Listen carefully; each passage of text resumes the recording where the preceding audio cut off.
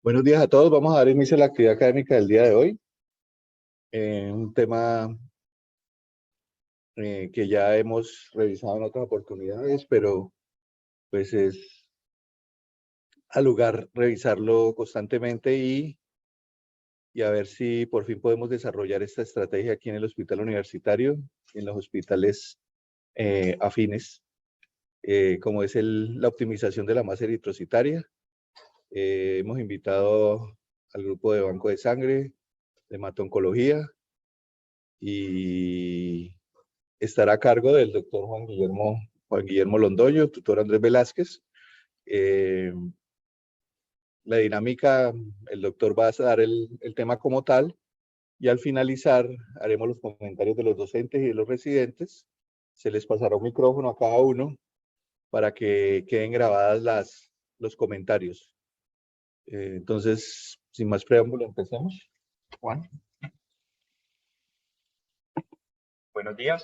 Muchas gracias al doctor Caballero y al doctor Velázquez por acompañarme durante el proceso de realización de este tema. El acompañamiento fue continuo y pues logramos traer de manera específica un tema del cual se ha venido hablando mucho desde hace unos cuantos años y que va a ser muy relevante en nuestra práctica porque es un tema que va a ser transversal a no solamente la especialidad de anestesiología, sino a todas las especialidades que componen la medicina perioperatoria.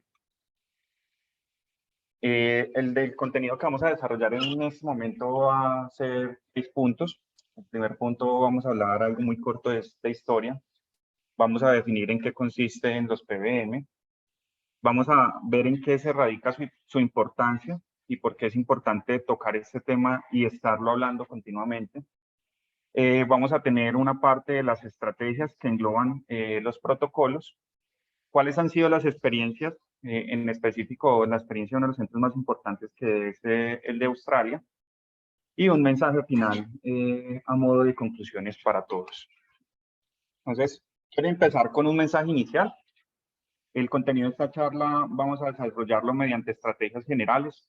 Vamos a darnos cuenta que es un tema bastante amplio y que, como les decía al inicio, va a englobar muchas especialidades. Entonces, esto va a implicar que cada especialidad también va a tener eh, estrategias propias de cada una, que posiblemente no se vayan, digamos, a contar con la misma calidad de evidencia para una estrategia en general.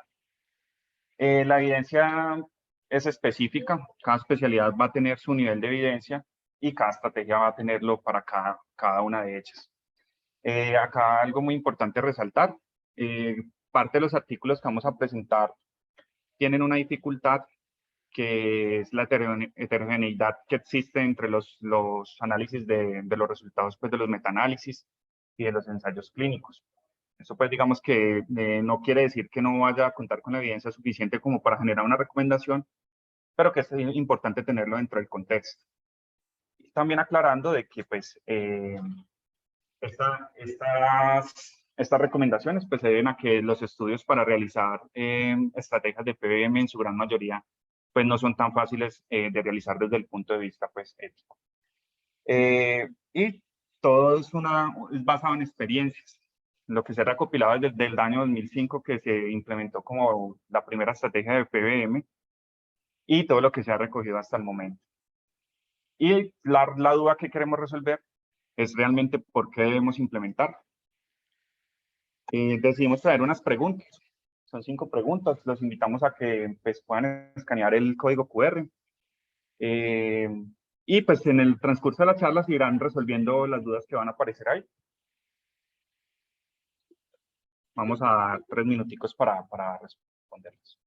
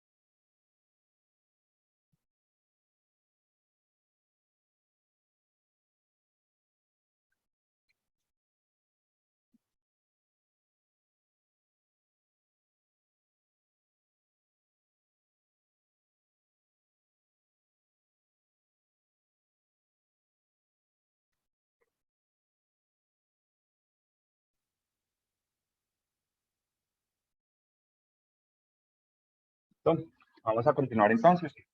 Entonces, para retomar con el tema central, vamos a hablar un poco de historia. Digamos que hablar de historia de la medicina transfusional nos tendríamos que remitir muchísimos años atrás, desde que William Harvey describió pues, por primera vez cómo comprendía todo el sistema circulatorio, y podríamos pasar luego a una época más o menos sobre los años 1800, donde Jean-Baptiste realizó la primera transfusión, que en realidad fue a partir de un caprino hacia un humano, y que no solamente fue la primera transfusión, sino que también fue la primera complicación documentada de una transfusión sanguínea. Pues, el paciente murió. A partir de eso hubo mucho desarrollo en cuanto a la medicina transfusional, por diferentes hitos, la Segunda Guerra Mundial, Primera Guerra Mundial, el desarrollo de las estrategias de tamización con las infecciones, sobre todo pues en el momento en que llegó la epidemia del VIH en 1980. Pero de lo que les quiero hablar hoy específicamente es de él. Él es James Lister, es un hematólogo australiano, es la persona que acuñó el término de Patient Blood Management, y es la persona que va, digamos que, a generar un cambio en el paradigma. Él empezó a hablar de esto más o menos en 1988, a raíz de que presentaba unas observaciones donde encontraba de que los sistemas de, digamos, de captación y de relacionamiento de toda la medicina transfuncional únicamente están enfocados en el donante. Entonces, todos los esfuerzos, tanto de evidencia, educación y administrativos, estaban encaminados a captar el donante, pues, digamos, obtener el hemodiderivado y posteriormente, pues, realizar su traslado hacia la institución que iba a transfundirlo al paciente. Entonces, si vemos al lado derecho de la pantalla, observamos que el modelo, digamos, usual, antes de que hubiese ese cambio de paradigma, iba a englobar únicamente al donante.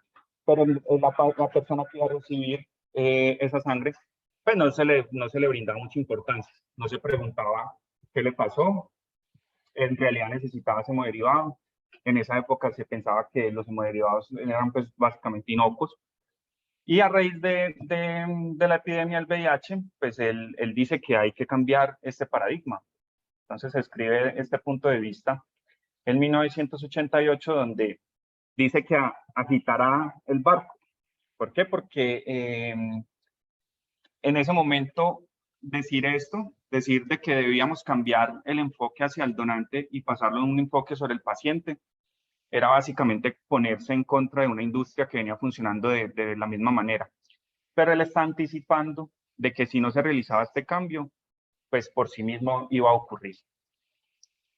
Y así, 8 años después, puede sacar este otro artículo donde se pregunta de qué tanto relacionamiento tenemos que tener los profesionales de la salud con el manejo y la conservación de la sangre. Y parte de unas preguntas. Entonces, la primera pregunta que se realizan es si realmente la transfusión hace parte del problema. La respuesta es sí. Y si realmente esos problemas que generan las transfusiones, pues van a tener una correlación con malos desenlaces, que también la respuesta es sí. Sin indicar que eso necesariamente implique causalidad, pero que se indica una probabilidad. Entonces, ¿qué genera eso? Genera digamos, dos situaciones. Una, que se debe mejorar en ese momento la captación de evidencia científica que nos permita establecer causalidad entre ciertas intervenciones. Y dos, de que el paciente debe únicamente recibir los concentrados o los hemoderivados cuando lo requiere y bajo unos principios de minimización de la transfusión sanguínea. Por eso se coloca antes digamos, de las transfusiones todas estas estrategias de las que vamos a hablar. Y eso es lo que se conoce pues como PBE. Entonces, la solución a esto era básicamente establecer 3, digamos, pilares que permitieran, digamos, mantener el problema como contenido. ¿Cuáles eran estos? Tener una buena evidencia, que las intervenciones que se fueran a realizar contaran pues con un peso suficiente como para recomendarse, que fuera coste efectivo, que no fuese salir más caro, digamos, realizar estas intervenciones con respecto pues a lo que se venía realizando tradicionalmente, y que fuera ético. Todo lo que fuéramos, se fuese a realizar pues implicara el consentimiento del paciente. Esto fue revolucionario. Vemos acá en la gráfica de PubMed que a partir del 2005, donde se estableció pues esta recomendación de implementar estos protocolos, la literatura científica en relación al patient blood pues aumentó considerablemente. Y llama mucho la atención, se observan en la gráfica, que sobre el año 2021 y 2022 hubo un pico grandísimo, ¿sí? Hubo más publicaciones con respecto a los otros años. Y este fenómeno pues es debido a la pandemia, donde digamos de cierta manera pues por la imposibilidad de los pacientes poder ir a donar, pues los bancos de sangre quedaron limitados en sus reservas, y eso implicó fortalecer aún más esas estrategias que permitían pues digamos minimizar la transfusión sanguínea. Entonces, ya teniendo como el contexto histórico, vamos a hablar un poco de los conceptos. Vamos a definir primero qué es PBM. Entonces, la vamos a definir como una estrategia sistematizada basada en la evidencia que busca optimizar el manejo de hemoderivados teniendo como propósito principal la seguridad del paciente, logrando así un uso racional de los hemocomponentes, pero basándonos siempre en estrategias que sean éticas, probadas y costo efectivas. ¿Listo? Eso es muy importante. Y va a fundamentar en 3 pilares. ¿Cuáles son estos pilares? Pilar 1, que va a ser la optimización del volumen sanguíneo. El pilar 2, que va a ser la minimización de la hemorragia. Y el pilar 3, que va a ser la optimización de la tolerancia a la anemia. Vamos a entender que estos 3 pilares van a ser transversales en todo el proceso o en todo, digamos, el transcurso perioperatorio. Vamos a tener intervenciones en el preoperatorio, en el intraoperatorio y en el posoperatorio. Y a raíz de eso, pues podemos establecer esta matriz donde observamos cada una de las intervenciones que podemos realizar en cada uno de los puntos. Durante la charla vamos a hablar de muchas de estas. De pronto, digamos que lo que menos se ha tratado de estudiar o se ha implementado son las intervenciones posoperatorias, pero hay algunos cambios que son llamativos y que los vamos a discutir más tarde. Entonces, ¿por qué resulta importante más allá de lo que ya históricamente conocíamos? Pues sabemos que tenemos una gran deficiencia de hemoderivados, sobre todo en los países como el nuestro. Los países latinoamericanos se estima que aproximadamente consumen el 81% de los hemoderivados que se producen y solamente se recolectan aproximadamente el 53%. Y a pesar de que existen pruebas de tamizaje y de identificación pues, de infecciones durante la transfusión sanguínea, o bueno, durante el donante, pues se sigue presentando una tasa muy baja, pero que sigue presentándose. O sea, sigue existiendo casos de infecciones asociadas a la transfusión sanguínea. En Colombia, para el año 2020, de acuerdo al informe ejecutivo de la Red Nacional de Servicios de Transfusión, se realizaron una transfusión a nivel nacional de 688.000 aferesis de glóbulos rojos o de sangre total. Y en el Valle del Cauca se realizaron 73.102. Eso más o menos equivale al 12% del promedio nacional. Observamos que únicamente por debajo de Bogotá y por debajo de Antioquia. Entonces tenemos una alta frecuencia, digamos, dentro de nuestro departamento de transfusión. Y asimismo, pues tenemos digamos, una tasa adecuada de reacciones adversas a la transfusión comparándola con el promedio, digamos, nacional. En este caso vemos que pues, el Valle del Cauca se encuentra pues, por debajo del promedio nacional de complicaciones. Pero tenemos esta situación. La transfusión sanguínea es uno de los procedimientos más utilizados en la medicina actual. Más del 50% de las transfusiones es inapropiado o evitable. Yo creo que si acá nos preguntamos si en algún momento hemos entrado a un paciente a cirugía que va con reserva de 2 glóbulos rojos, ¿cuánto es la probabilidad que yo transfunda ese paciente con esas 2 unidades de glóbulos rojos? Posiblemente en muchos casos que hayamos tenido, pues ni siquiera colocamos ni una unidad, no la necesitamos usar. Y la segunda pregunta es eso. ¿Todos los pacientes que reservamos con 2 unidades de glóbulos rojos realmente se transfunden con las 2 unidades? ¿O muchas veces solo usamos una? O muchas veces por no devolver la unidad transfundimos con una unidad adicional a un paciente que no requería ya esa unidad.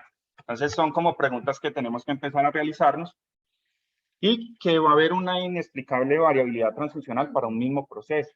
Entonces vamos a ver que hay pacientes que tienen las mismas condiciones, van para el mismo procedimiento y el enfoque, digamos, en relación al manejo perioperatorio de los hemoderivados va a ser totalmente diferente, con en muchos casos similares resultados o en el peor de los casos con un resultado adverso asociado a la transfusión.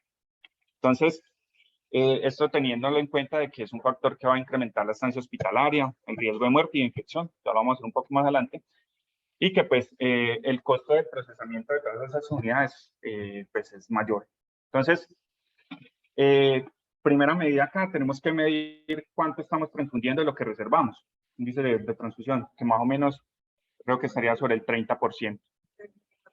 34%. Entonces, pues vemos que realmente es una estrategia que estamos implementando de manera inadecuada. Y esto conlleva una problemática. Vemos esto, yo creo que mensualmente, donde hay escasez de hemoderivados, donde se necesita cada vez más. Y el punto no es realmente que necesitamos más donantes, sino que necesitamos, con lo que tenemos, saberlo manejar mejor. Y de esa manera poder optimizar los procesos para que ese hemocomponente llegue a la persona que realmente lo necesita. Como les decía, pues hay, digamos, adecuada tecnología en este momento para identificar la exposición a infecciones durante la captación de los pacientes donantes. Sin embargo, pues vamos a ver que van a seguirse presentando este riesgo mínimo, podríamos decirlo. De hecho, cuando uno revisa los protocolos y las guías de práctica clínica en relación a manejo de hemoderivados, pues dicen que es casi que insuficiente el riesgo, pero sigue existiendo. En Colombia, pues tenemos, digamos, un poco más de prevalencia de estas complicaciones en comparación, pues, con el promedio mundial, por así decirlo. Pues no solamente son las infecciones las que nos van a generar un riesgo, sino que también vamos a tener riesgos asociados a procesos no infecciosos, como son las reacciones inmunológicas o los síndromes por sobrecarga pues, hídrica, el TACO y la infuria pulmonar pues, asociada a la transfusión. Y digamos que la evidencia cada vez es más clara en establecer protocolos restrictivos de transfusión. Eso quiere decir que a pesar de que es muy difícil yo estandarizar los pacientes en que puedo manejarlo, este caso con digamos, un protocolo de transfusión restrictiva u otro, un paciente con un protocolo de transfusión, digamos, liberal, pues vamos a ver que realmente no hay diferencias en cuanto a las tasas de mortalidad o de complicaciones asociadas al uno al otro.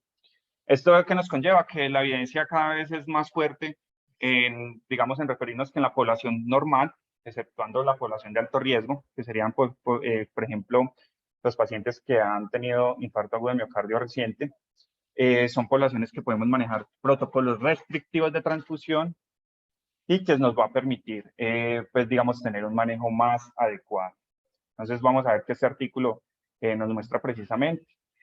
Hicieron una división de acuerdo pues a este metaanálisis donde dividieron los pacientes que iban para transfusión restrictiva con niveles de hemoglobina entre 8 y 9, a eso lo llamaron transfusión, digamos, restrictiva liberal, por así decirlo, y un protocolo restrictivo más estricto, en el cual digamos, el nivel o el umbral para transfusión iba a ser menor de 7. ¿Cuál fue la diferencia? Transfundir a un paciente con una hemoglobina entre 8 y 9 o entre 7, pues no va a tener mayor diferencia en estos casos específicos, pacientes sanos con estabilidad hemodinámica. Y desde 1988, cuando se realizaron los consensos iniciales, pues para definir como bueno, vamos a ponernos todos de acuerdo en qué rangos o en qué niveles vamos a realizar la transfusión, pues digamos que no ha cambiado mucho hasta el momento. Siguen manejando rangos muy amplios, entre 10 y 7, que siempre estén guiados, pues, digamos, por un contexto clínico, pero no sea una recomendación sectorizada, que es uno de los inconvenientes, porque no es lo mismo yo un paciente que, digamos, va para una cirugía electiva, tiene anemia, y yo digo, no, pues que tiene 8 hemoglobina, lo transfundo, joven, digamos, atlético, a un paciente que tenga, digamos, complicaciones o tenga antecedentes que indiquen de que sí necesitamos un nivel un poco más óptimo de anemia, pues de hemoglobina para la cirugía. Entonces, y pues esto ha generado que también nosotros tengamos nuestra GPC, ¿cierto? Tenemos la guía de práctica clínica para el uso de hemocomponentes sanguíneos. Es una guía que se adoptó del 2016 y que, para sorpresa mía, cuando la revisé, es una guía adaptada a los protocolos australianos. Entonces, ¿qué es lo que llama la atención de esto? Que a pesar de que conocemos los protocolos, de que estamos adoptando una guía donde los protocolos son fundamentados en los PBM, se sigue sin aplicar. Y hasta la misma guía lo recomienda. Debe incluir protocolos de manejo preoperatorio donde se vaya a optimizar la anemia preoperatoria con el fin de reducir o minimizar la transfusión de hemoderivados. Hay otra dificultad a raíz de que requerimos mayor cantidad de hemoderivados para suplir las demandas. Pues eso implica que tenemos que diseñar estrategias que nos permitan también almacenar durante más tiempo esas unidades de glóbulos rojos. Entonces, este metaanálisis se realizó en el 2012, incluyó 21 artículos, donde 3 eran ensayos clínicos controlados y 18 eran observacionales, tanto cohortes prospectivas como retrospectivas, e hicieron una diferenciación entre sangre reciente y sangre vieja. Lo llamaron de esa manera. En cuanto a sangre reciente, determinaron los rangos entre 2 a 21 días y sangre vieja entre 22 a 42 días, y quisieron mirar si había asociación entre almacenar durante más tiempo el hemoderivado iba a generar pues un aumento en la mortalidad. ¿Qué encontraron? Que parece que sí. Más o menos puede aumentar, digamos, un 16% la mortalidad en relación a que sangre que se almacena durante más tiempo, digamos, pierde las bondades de la sangre nueva, por así decirlo. Es una sangre que va a tener un pH mucho menor, va a tener menor cantidad de 2.3 bifosfoglicerato, y pues esto va a generar, digamos, que podría generar un efecto deleterio en el paciente, o simplemente no suplir la demanda por la cual se está realizando la transfusión, y eso indirectamente pues va a aumentar también la mortalidad. Hay muchos artículos de esto. De pronto es uno de los temas más controversiales debido a que uno encuentra que los rangos establecidos para definir como transfusión o almacenamiento de hemoderivados como sangre vieja, por así decirlo, no están bien establecidos. Entonces, de hecho, la guía que les mostré recientemente, de la guía americana, ellos establecen que no hay diferencias entre colocar pues una sangre que está almacenada durante X días versus la que está reciente, pero el límite de ellos es 21 días. Entonces ahí es donde uno dice, bueno, ellos a qué llaman sangre. Entonces toca reevaluar también esta parte para optimizar pues la entrega de esto. Esto en relación a pues, que se encontró que había ciertamente un aumento de la falla multiorgánica en los pacientes que recibían este tipo de transfusión, así mismo como el aumento del riesgo de neumonía. Los grupos dentro de los cuales se valoraron estos pacientes fueron principalmente en pacientes de trauma y pacientes que han cirugía cardíaca. Y se evaluó un subgrupo que, digamos, pierde bastante relevancia porque es muy mixto, donde se incluyeron pues el resto de procedimientos a los cuales iban los pacientes. ¿Qué sabemos acá? Entonces, pues, hasta el momento sabemos que tenemos una alta necesidad de hemoderivados, ¿cierto? Que tenemos ausencia de protocolización. No hemos logrado ponernos de acuerdo todos en una estrategia. Que hay unos riesgos asociados a la transfusión que no son, digamos, despreciables, y que tenemos un índice de transfusión reserva extremadamente bajo, ¿sí? Reservamos muchos pacientes y transfundimos pocos. Entonces, esto nos genera de que pues tenemos que saber de anemia. Lo primero que tenemos que aprender es de la anemia preoperatoria. Entonces, este artículo quizás es de los artículos más importantes donde nos habla de mortalidad asociada a anemia preoperatoria. Se incluyeron 24 estudios observacionales que alcanzaron a recoger una muestra casi de 950.000 pacientes, entre los cuales pues eran diversos los grupos, y donde se midió el desenlace como el desenlace primario, la mortalidad. Pues digamos que en este caso la estrategia fue clara en decir de que el no tener anemia pues se asociaba a una disminución de la mortalidad. Y por el contrario, pues el tenerla iba a generar un aumento del riesgo de la mortalidad, indicando lo que les decía previamente. Van a ser estudios muy heterogéneos. Es digamos, difícil en un estudio tan grande poder controlar esa variable. Sin embargo, eso no indica que no tenga fuerza de evidencia, pues, este tipo de estudios. Y también dentro de esto se valoró, pues, como desenlaces secundarios, el riesgo asociado a la injuria renal aguda, ACV, infección y IAM. En todos hubo, digamos, fue estadísticamente significativo la presencia o el aumento del riesgo en los pacientes que iban con anemia a cirugía, exceptuando los pacientes, pues, con IAM. Sin embargo, vuelve y repito lo mismo, claro, son estudios que tienen alta heterogeneidad y pues esto toca, digamos, cogerlo con pinzas y sería necesario, digamos, sectorizar un poco más los grupos para poder reducir esa variabilidad que va a existir entre los estudios que se están evaluando. Y también se va a asociar a pobres desenlaces clínicos en muchos escenarios. ¿Qué nos va a generar? Nos va a generar aumento de la estancia hospitalaria, mortalidad hospitalaria, ingresos a UCI, requerimiento de dispositivos invasivos, que también van a generar pues, otros riesgos. Todas estas estancias van a generar riesgo de infección. Y esto se va a ver en correlación también con un aumento tanto de la mortalidad como una estancia más prolongada, que es lo que observamos pues, en esta gráfica. Los pacientes que tienen anemia severa pues, van a tener mayor mortalidad y también van a tener mayor estancia hospitalaria, pues ya sea en unidad de hospitalización o en unidad de cuidados intensivos. Entonces, la anemia preoperatoria nos aumenta la mortalidad, ¿cierto? Entonces ya sabemos que tenemos un problema en relación a la medicina transfusional, que es la anemia. En eso nos vamos a concentrar ahorita bastante. Y que no hay un estándar todavía de atención. Necesitamos establecer un protocolo que nos dé un estándar de atención y la tendencia va a ser cada vez a realizar estrategias más restrictivas. Entonces, necesitamos saber de anemia. Vamos a hablar un poco de anemia. La OMS define la anemia como hemoglobina menor de 13 en los hombres y menor de 12 en las mujeres no gestantes, menor de 11 en mujeres gestantes. Y se estima básicamente que 1/3 de la población que va a cirugía llega con anemia, lo cual pues no debería ser, ¿sí? Ningún paciente, a menos de que sea una urgencia, debería llegar con anemia pues a cirugía. Pues ya sabemos que esto va a tener una asociación lineal con los desenlaces negativos y que el tener una hemoglobina menor de 10 se asocia a un riesgo de 40% de complicaciones. Pregunto, ¿qué debemos hacer en este momento? ¿Cuántas veces uno ingresa un paciente a cirugía con hemoglobina menor de 10 a pesar de que sabe que la cirugía es selectiva? Es la duda que tenemos que generarnos acá. ¿Y qué anemia es más allá de ver una hemoglobina baja? Necesitamos ver más cosas para poder establecer bien cuál va a ser nuestra terapia y cuál va a ser la intervención que vamos a realizar. Hay algunas causas, son diversas, pero nos vamos a concentrar principalmente en las anemias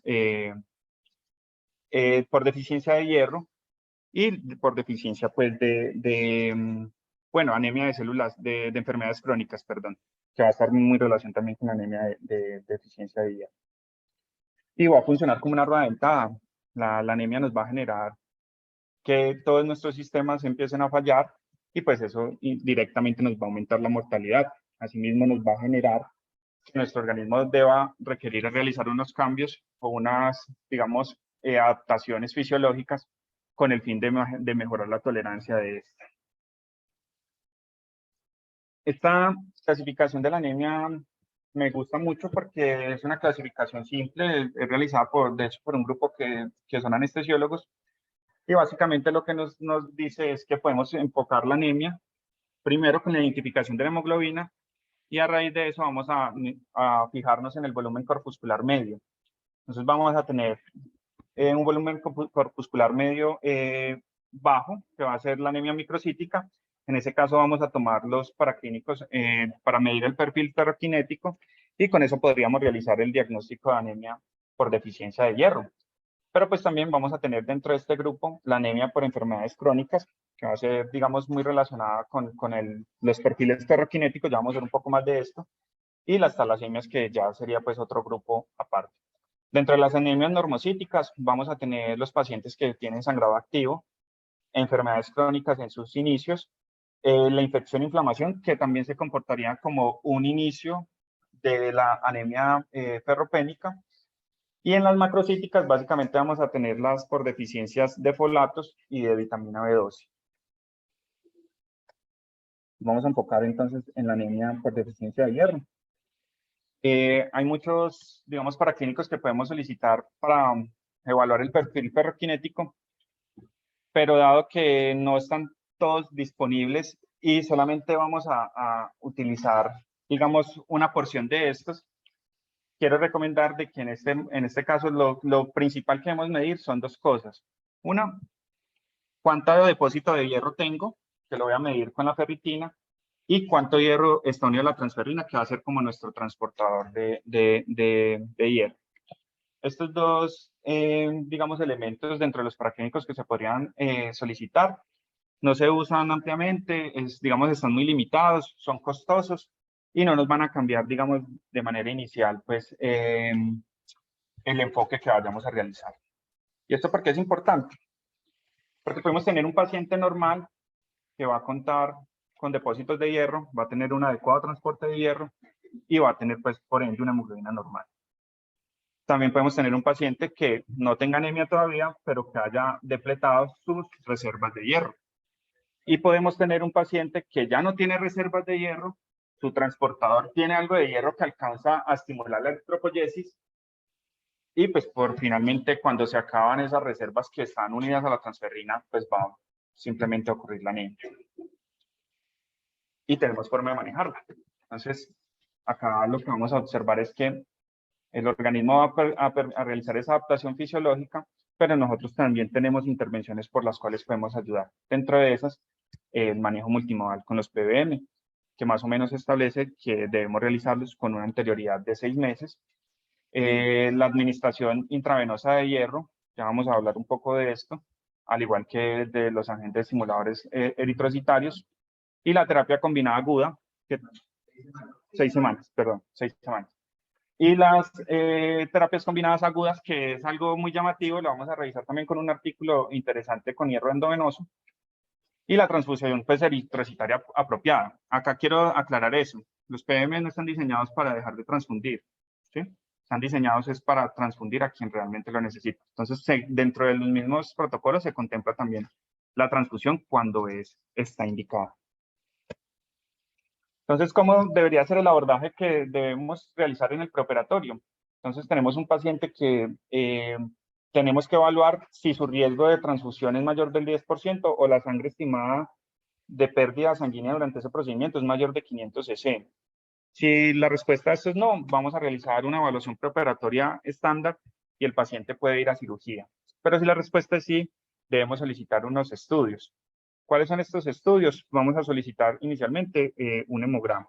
En este caso, para verificar pues, cuál es el nivel de hemoglobina. Y si tiene hemoglobina menor de 13, lo primero que nos tenemos que preguntar es, ¿una cirugía no electiva o es una cirugía electiva? Si es una cirugía electiva, las guías de PBM son claras en decir que ningún paciente con cirugía electiva debería ir a cirugía con anemia. En eso sí, todos se ponen de acuerdo en que en cirugía electiva yo tengo que clasificar la anemia, tengo que iniciar tratamiento y una vez el paciente esté optimizado, yo puedo llevar a ese paciente a cirugía. Cuando la cirugía no es selectiva, nos entramos ya a estimar los protocolos en relación pues, a optimización de esa masa eritrocitaria en un tiempo más reducido. Ya vamos a ver un poco de eso. Y cuando digamos que la anemia preoperatoria no está, digamos, presente, vamos a preguntarnos si hay deficiencia de folato o de vitamina B12. Esto nos amplía un poco más cómo vamos a realizar ese abordaje del paciente con sospecha de anemia ferropénica y nos los derivan 3 grupos. Los pacientes que van a tener ferritina menor de 30, los pacientes que van a tener ferritina entre 30 y 100 y los pacientes que van a tener ferritina mayor de 100.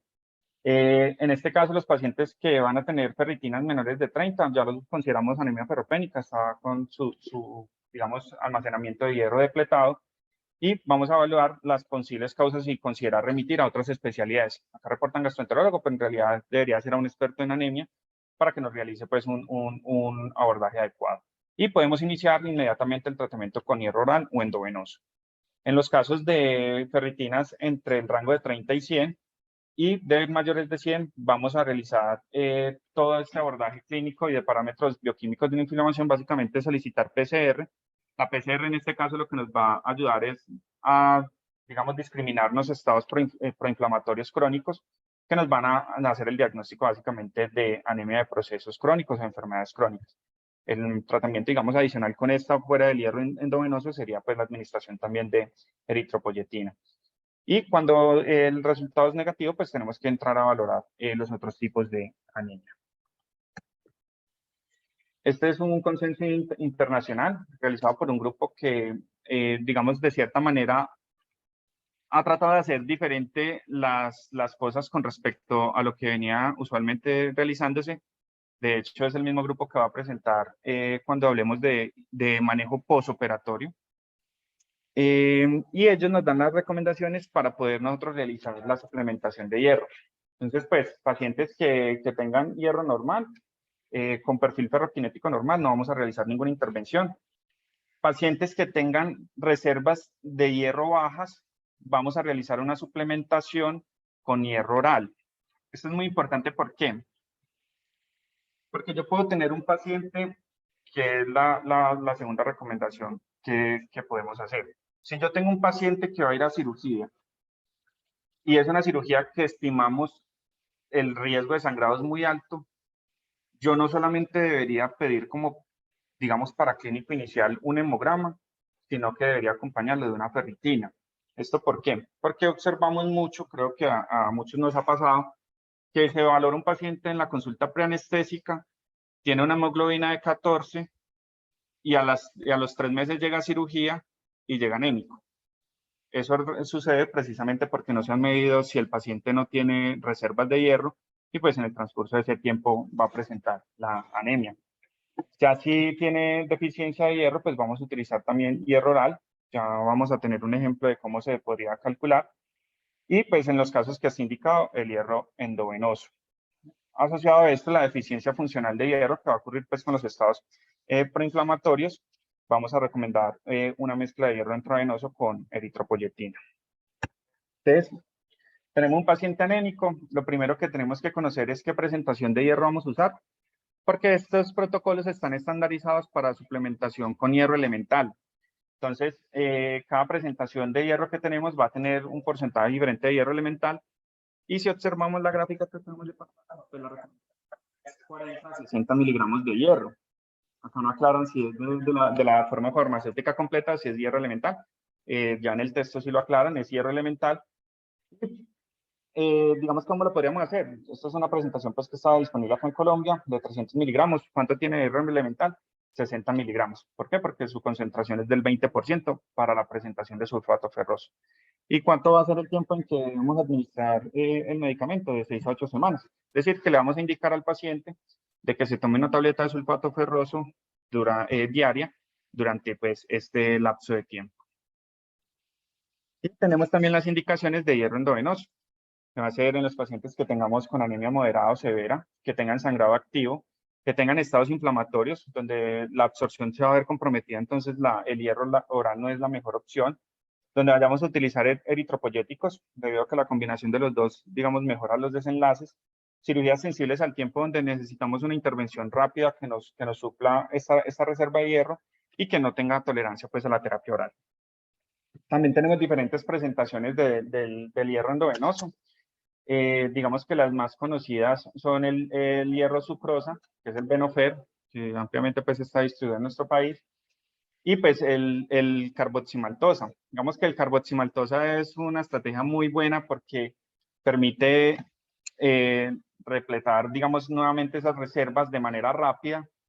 Casi que gran parte de los pacientes van a requerir una dosis única del carboximaltosa, a diferencia pues del sucrosa que va a repetir dosis repetidas debido a que no va a poder, digamos, alcanzar esa dosis máxima con una dosis única. Acá lo observamos. Tenemos que la dosis máxima única para la carboximaltosa va a ser de 1000 miligramos, perdón, y para el hierro sucrosa o el Venofer va a ser de 200. La deficiencia, digamos, o el déficit de hierro se va a calcular mediante la fórmula de Ganzoni, que es la que está acá inferior. Entonces, digamos que podemos incluirlo dentro de este procesamiento. Un ejemplo, un paciente que pesa 70 kilos, que queremos que tenga una hemoglobina de 13 y que su actual hemoglobina es de 9. Entonces, se calcula para los adultos la reserva de hierro en 500 y nos da que tiene un déficit de hierro total aproximadamente de 1172. Y digamos que el vial de Ferinjet o de carboximaltosa va a traer 500 miligramos de hierro. Entonces, eso quiere decir que nos requerimos 2, más o menos, para poder empezar la optimización, que se podrían colocar en una sola infusión que duraría 15 minutos. A diferencia del hierro sucrosa, que va a requerir posiblemente entre 5 y 6 dosis, que deben ser espaciadas entre más o menos 3 a 4 días por dosis. Entonces vemos la gran diferencia que está esto. De hecho, se consideraría el uso de carboximaltosa, a pesar de que su costo es más elevado, como una estrategia costo efectiva. Y está este estudio que nos muestra cuánto sería el tiempo óptimo para yo, digamos, realizar la suplementación con hierro endovenoso. Entonces es muy llamativo porque a pesar de que hay pacientes que únicamente se les realiza la suplementación desde 15 días, desde 5 días antes de la cirugía, pues vemos que algunos alcanzan a tener un delta de hemoglobina considerable, entre 1 y 2. Pero la optimización real, cuando realizamos suplementación con hierro endovenoso, la vamos a encontrar en los pacientes que suplementamos por lo menos un mes antes. Esto pues digamos que es importante entender de que a pesar de que obtenemos una optimización adecuada durante las primeras semanas, pues la optimización ideal va a ocurrir más o menos un mes antes con el hierro endovenoso. Conclusiones de esto: podemos usar hierro endovenoso para optimizar los pacientes que en cirugías que son sensibles al tiempo, va a tener algo de eficacia, pero lo ideal sería optimizarlos con mayor tiempo. Este es otro metaanálisis que incluyó 10 ensayos clínicos aleatorizados en los que se realizó una suplementación entre día 1 y día 14 con hierro carboximaltosa y sucrosa. ¿Cuál fue el resultado de este estudio? De que el utilizar hierro carboximaltosa o sucrosa en ese lapso de tiempo iba a impactar de manera adecuada en la reducción de complicaciones, más o menos en un 16%. Y observamos que cuando se coloca hierro intravenoso versus hierro oral, no va a haber, digamos, mayor diferencia entre ambos grupos. Esto lo que nos indica básicamente es que realizar las intervenciones con el hierro endovenoso, pues van a equipararse a realizarlas con el oral durante más tiempo. Sí me hago entender ahí, ¿cierto? O sea, el realizar yo la suplementación con hierro oral durante 6 a 8 semanas previo al procedimiento puede ser equiparable a realizar la aplicación del hierro intravenoso 10 a 14 días antes. Entonces, pues es una estrategia adecuada. Y pues también vamos a ver que en cuanto al cambio de hemoglobina, pues claramente el hierro intravenoso va a aumentar la hemoglobina. Y pues vamos también a tener de que el cambio de hemoglobina post tratamiento, es decir, al final del tratamiento con hierro, pues también va a ser bastante elevado con respecto a quienes no. La eritropoyetina la vamos a usar básicamente para los casos en donde tenemos anemia de enfermedades crónicas, enfermedad renal crónica, síndrome mieloesplásico, adultos mayores que tienen múltiples comorbilidades y que realizan estados proinflamatorios que van a, digamos, a activar la hepcidina y van a pedir, digamos, que las reservas de hierro pues se puedan exteriorizar. Y hay una variabilidad en las dosis. Sin embargo, traigo esta dosis porque es la que más se describe en los protocolos, que es de 40.000 unidades subcutáneas.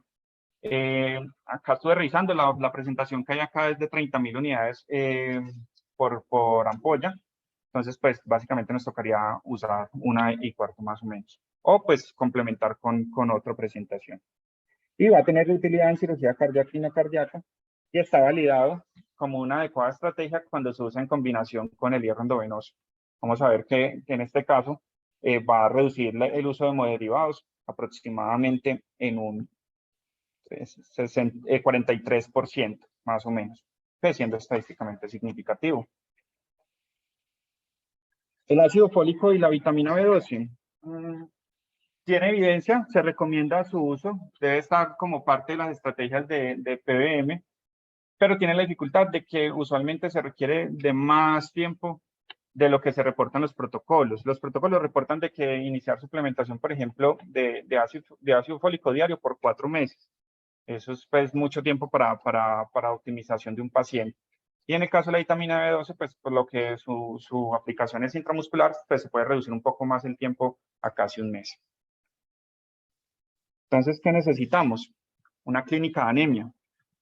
En una clínica de anemia que coordine todas estas estrategias, nos vamos a, digamos, a complicar mucho, y eso lo que va, digamos, a promover es que suceda lo que ya pues tenemos, de que los pacientes no se les hace un adecuado abordaje de la anemia y pues por ende no vamos a lograr tratarlos o activar estas rutas de atención de manera adecuada. Este es un estudio que valoró la presencia de una clínica de anemia.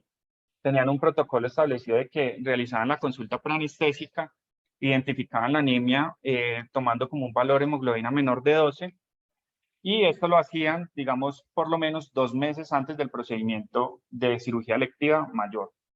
Cuando se identificaba un paciente con hemoglobina menor de 12, el paciente era remitido a la clínica de anemia donde se le solicitaban unos estudios. Estos eran hemograma, ferritina, transferrina, folatos, vitamina B12, reticulocitos y creatinina. Y de acuerdo pues al resultado de estos paraclínicos se realizaba un diagnóstico y asimismo un tratamiento específico. Ellos describen dentro del protocolo algo muy interesante que son los sistemas de gestión que sirven para optimizar el tiempo, que es básicamente que el paciente va a la clínica de anemia, se identifica la anemia, se le solicitan los paraclínicos, esos paraclínicos llegan al médico tratante, él los interpreta y al paciente se le envían las órdenes, digamos, de manera virtual para que pueda iniciar su tratamiento de manera rápida. Eso, digamos que es clave porque nos va a optimizar los tiempos. Nos puede reducir incluso lo que sucede muchas veces que en la valoración preanestésica se le solicita la hemoglobina al paciente y el paciente llega con la hemoglobina a la cirugía y llega anémico. Eso no debería pasar. Una vez se identifica un caso de anemia, se debe activar pues esta ruta. Y pues esto reduce el riesgo de transfusión, a pesar de que es una muestra muy pequeña, son pocos pacientes en este estudio, pues fue estadísticamente significativo en la reducción de transfusión. Entonces, necesitamos hacer diagnósticos adecuados de la anemia, necesitamos conocer sobre el hierro, que va a ser nuestra estrategia central como parte de la optimización. Necesitamos conocer cuándo debemos usar y cómo debemos usar la eritropoyetina y el hierro. Y pues también tenemos que tener en consideración el uso del ácido fólico y la vitamina B12. Pero eso no va a ser, digamos, suficiente si no establecemos protocolos con la clínica de anemia. Eso es un punto central que se habla en todos los protocolos y que debería ser una condición sine qua non cuando se quiere establecer un PBM.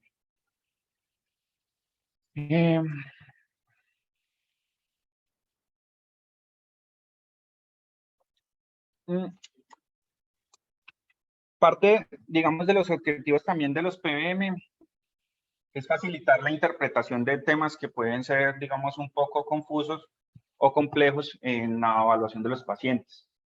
En este caso, que un tema que suscita a veces, digamos, diferencias o abordajes o confusiones en el momento en que se realiza después el manejo de la terapia antiplaquetaria y antitrombótica preoperatoria, ¿cierto? Entonces, traigo el ejemplo de este grupo, es el MAP-BM, es un grupo que diseñó una escala de evaluación de maduración. Básicamente lo que coge es todos los hospitales que quieran participar de protocolos de PBM. Ellos le entregan los protocolos, le dicen cómo hacerlo y lo evalúan cada 3 meses. Y al final del año les entregan como una matriz donde observan en qué se han quedado cortos o en qué han optimizado pues los procesos dentro de su institución. Ya vamos a ver también un ejemplo de esto. Y ellos generan estas recomendaciones a partir de ayudas cognitivas, lo cual pues resulta muy útil porque va a optimizar, además de optimizar tiempo, pues permite que todos hablemos el mismo idioma. Entonces vamos a ver un ejemplo. Este es digamos, una escala que nos permite valorar el riesgo trombótico del paciente. donde vamos a clasificar inicialmente por el antecedente que tenga nuestro paciente y la intervención que se realizó. Y de acuerdo a esto nos va a dar un color que vamos a clasificar posteriormente en un algoritmo. Entonces, por ejemplo, tenemos un paciente que tiene síndrome coronario agudo, que fue llevado a PCI y que se le colocó un stent medicado. Entonces, este paciente durante los siguientes 6 meses va a presentar un alto riesgo trombótico. Entonces, vamos a mirar cuál sería la mejor estrategia para este paciente. Entonces, ¿cuál es el motivo del tratamiento con el antiplaquetario? Digamos que profilaxis primaria la vamos a dejar aparte. Nosotros acá pues tenemos la experiencia de que la aspirina a 100 miligramos no la vamos a suspender, puede continuar el paciente a cirugía sin ningún problema. Nos vamos a concentrar en la profilaxis secundaria, que es donde usualmente el paciente requiere antiagregación dual. Entonces, estratificamos el riesgo trombótico, el paciente anterior nos había dado un riesgo alto, entonces tenemos que preguntarnos en ese caso, ¿se puede demorar la cirugía? La respuesta es sí, posponer la reducción hasta que el riesgo trombótico sea bajo. Para acá vamos a hallar un paciente que podemos, digamos, diferir en ese momento a una cirugía donde su riesgo de sangrado va a ser mayor. Si no se puede demorar la cirugía, esta cirugía es de un riesgo hemorrágico moderado o alto. Entonces, si la pregunta es no, puedo mantener los antiagregantes. Es la recomendación que hace este grupo. Si la cirugía es de riesgo moderado o alto, sí, y el riesgo trombótico es alto. Hay que valorar con un conglomerado de especialistas qué opciones tenemos. Entre esas, pues, una terapia puente o, pues, proceder a la cirugía con un manejo, pues, de los preoperatorios y los antiagregantes. ¿Cómo se va a realizar? Pues, en el caso de la aspirina de 100, lo vamos a mantener. Y de los inhibidores de P2Y12, vamos a interrumpirlos de acuerdo, pues, al que esté recibiendo. Si es clopidogrel, vamos a suspenderlo por lo menos 5 días, y si es prasugrel, vamos a suspender 7 días antes del procedimiento. Acá hablan de estos pacientes que tienen antiagregación únicamente con un P2Y12 en monoterapia. Ellos valoran la posibilidad para reducir el riesgo, digamos, de sangrado, pero mantener el riesgo controlado trombótico, pues hacer el cambio a aspirina de 100 miligramos. Y también parte de estos protocolos en el postoperatorio sería el reinicio, de cuándo voy a reiniciar nuevamente el antiagregante. Pacientes urgentes, tenemos forma de hacer la reversión con concentrados plaquetarios, también lo establece dentro de los protocolos. Y pacientes que vayan a tener anticoagulación con cumarínicos o warfarínicos, también nos va a ayudar o nos va a generar esas ayudas cognitivas donde clasificamos el riesgo y el motivo de la coagulación, si su riesgo es alto, trombótico, y cuándo debo suspenderlo de acuerdo al INR que obtengo. Y asimismo, nos generan estas ayudas que nos permiten, digamos, tomar decisiones de manera rápida con los anticoagulantes directos. Entonces, cuando uso dabigatran, si tengo un riesgo alto, moderado o un riesgo bajo, cuánto tiene de tasa de filtración el paciente, cuándo lo debo suspender, cuándo lo debo reiniciar. Entonces, esto facilita de que todas las personas realicen, pues, un abordaje similar y adecuado de los antiagregantes y anticoagulantes en el proceso perioperatorio. Establecen también estos protocolos donde vamos a definir si los procedimientos son demorables o no demorables y qué debemos realizar entre los pacientes que van a presentar, digamos, un riesgo hemorrágico alto, moderado o bajo en cuanto a la reversión. Esto en relación a que pues tenemos formas de revertir tanto los anticoagulantes los warfarínicos y los anticoagulantes directos. Dependiendo pues lo que vayamos a tener, pues lo ideal sería tener pues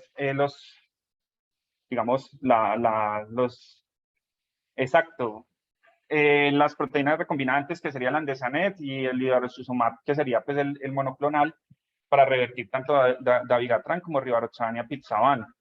Si no, pues sería el concentrado protrombínico, el octaplest. Que pues en pacientes que tengan, por ejemplo, antivitamina K dependientes y tengan un INR supremamente elevado, se va a llevar una cantidad pues considerable de estos concentrados. Algo que me llamó la atención y que me parece que es importante es que todos los pacientes que vayan con anticoagulantes de tipo warfarínico, a pesar de que se haga la reversión con concentrado protrombínico, deben ir también con reversión de vitamina K o suplencia de vitamina K.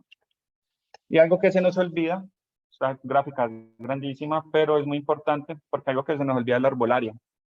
Los pacientes llegan a las consultas y nadie les pregunta si tienen consumo habitual de estas sustancias. Estas sustancias se ha visto que aumentan el riesgo de sangrado y se deben suspender por lo menos 15 días antes del preoperatorio.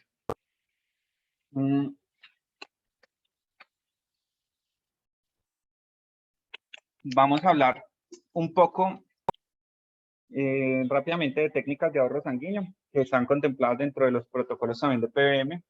Está la donación autóloga preoperatoria, que es una estrategia que se empezó a tomar su boom a partir de 1980 pues, también con el VIH, en relación pues de que las personas preferían pues por así decirlo donar para su cirugía y posteriormente ser transfundidas para evitar pues ese riesgo de infección. Ha venido en desuso. Se ha encontrado últimamente que no es una estrategia costo efectiva y pues que también está asociada a unos riesgos que presenta pues en estas tablas. Entonces los beneficios básicamente en su gran mayoría van a estar relacionados a la disminución de las complicaciones infecciosas, pero sus riesgos van a estar en relación a riesgos que pueden ser catastróficos. Entonces pues usualmente ya casi que nunca se usa, pues no he visto que la usen últimamente. Al igual que la modulación normodelísmica preoperatoria. En su momento se tomó como una técnica que podría ser adecuada. Hoy en día, los últimos estudios que se han realizado en modulación normovolémica, se ha encontrado que su rol sirve, pero no es lo mejor que podríamos hacer en cuanto a técnicas de recuperación sanguínea, pues teniendo el recuperador celular. Tiene unos criterios para poder seleccionar estos pacientes y está de cierta manera valorada en los pacientes que van a cirugía que se niegan pues a la transfusión halogénica, como la donación autóloga preoperatoria. En el intraoperatorio vamos a tener muchas intervenciones, entre esas pues las intervenciones que van a hacer por parte del cirujano, que use técnicas mínimamente invasivas, el uso del torniquete que en situaciones está discutido si realmente va a reducir o no, el uso pues del recuperador celular, desde la parte anestésica también usar técnicas regionales nos van a reducir el riesgo de sangrado, incluso dar TIVA en cirugía, por ejemplo, de otorrino, reduce el riesgo de sangrado, y pues los manejos hemostáticos con los medicamentos que tenemos disponibles. Entonces, ya que estamos hablando de las técnicas de recuperación sanguínea, vamos a hablar del cell saver. Básicamente lo vamos a utilizar en los pacientes en que tenemos un sangrado previsto mayor del 20%, que no tienen compatibilidad sanguínea o que no aceptan sangre halogénica y que vamos a, digamos, a estimar un uso de más de una unidad de glóbulos rojos. Esto sobre todo está validado pues, para algunos tipos de procedimientos. Quizás la evidencia más fuerte de la recuperación celular está provista es por la parte de cirugía ortopédica mayor. Tienen buenas experiencias. Básicamente lo que se realiza es una succión desde el campo quirúrgico que va a ser procesada pues mediante un dispositivo que posteriormente va a reinfundir pues la sangre que se recuperó y que pues se procesó dentro de este mecanismo. Nosotros pues en la institución contamos con un dispositivo de estos que se puede usar y se puede solicitar para ciertas cirugías. Tiene también unas reacciones adversas, en este caso la hipervolemia, que se pueda contaminar, genere reacciones inmunológicas y que pues vaya a tener también aumento de algunos síntomas inespecíficos relacionados pues a eso. Algo que sí podemos hacer y que debería ser un común denominador en todos los pacientes es el manejo adecuado de la temperatura. Sabemos que la hipotermia nos va a incrementar el riesgo de sangrado pues por periferización de las plaquetas, marginalización de estas y pues reducción también de la inhibición de la coagulación. Esto nos va a aumentar el requerimiento de transfusión y vamos a ver que todas las situaciones que engloban el ambiente del quirófano van a aumentar el riesgo de hipotermia. Entonces, acá hizo un estudio observacional publicado en el PLOS ONE, donde realizaron un seguimiento durante un año de 3.132 pacientes que eran anestesia general y les midieron la temperatura timpánica que pues ellos reportan que es una que permite estimular la temperatura core de manera adecuada encontraron que el 44% de los pacientes presentaban hipotermia. Entonces vemos que esto está mucho en relación también al tiempo que van a estar durante cirugía o van a estar en anestesia. Vemos que pues, la frecuencia es bastante elevada y pues esto va a tener unos desenlaces. El paciente pues claramente va a salir con más shivering, su estancia en la unidad de recuperación va a ser mayor, su estancia hospitalaria va a ser también mayor, su admisión a UCI, estos pacientes se van a admitir de manera más frecuente. Y podemos controlar varios de los factores de riesgo, realizar, digamos, un manejo adecuado o restrictivo de los fluidos, delimitar o explicarle al cirujano también que de manera en que se pueda limite la irrigación intraoperatoria.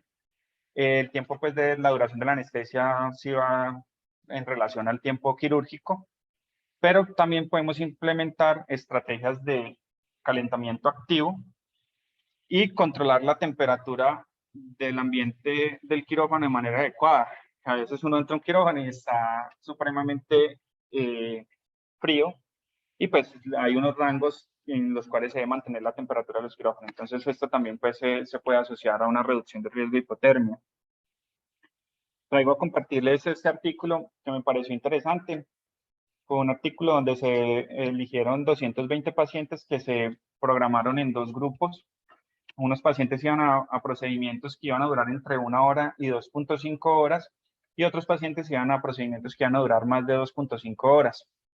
Los dividieron en dos grupos que fueron randomizados, en los cuales se realizó un control y precalentamiento y control y precalentamiento en ambos grupos de los partes. La intervención, ¿cuál fue?